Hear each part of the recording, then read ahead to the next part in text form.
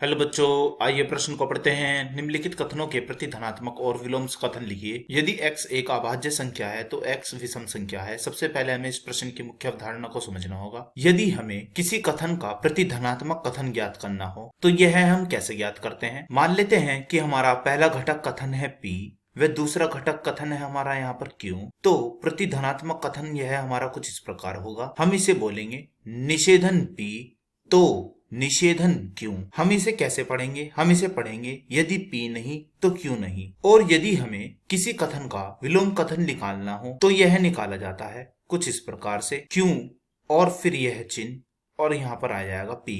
यानी कि इसे हम कैसे पढ़ेंगे? हम इसे पढ़ेंगे यदि क्यों तो p। तो अब हम यह मुख्य अवधारणा का प्रयोग करते हुए अपने प्रश्न को हल करने की ओर चलते हैं। तो यहाँ पर हमारे घटक कथन क्या है? p घटक कथन हमारा इस प्रकार है। यहाँ पर x एक अभाज्य संख्या है तो लिख लेते हैं, तथा q घटक कथन हमारा इस प्रकार है, x विषम संख्या है तो लिख लेते हैं। सबसे पहले हम इसका प्रतिधनात्मक कथन लिखेंगे। प्रतिधनात्मक कथन होगा जो मैंने अपने मुख्य अवधारणा में बताया था, निषेधन p और फिर यह चिन्ह, फिर आएगा निषेधन यहाँ पर q। तो इसे क्या पढ़ते थे? इसे पढ़ते थे यदि p नहीं तो q नहीं। तो यह कथन हो जाएगा यदि x एक अभाज्य संख्या नहीं है तो x विषम संख्या भी नहीं है तो लिख लेते हैं। अब हम इस कथन का विलोम कथन लिखते हैं। इसे हम लिखते थे पहले क्यों और फिर यह चिन्ह फिर p। इसे हम पढ़ते थे यहाँ पर यदि क्यों तो p।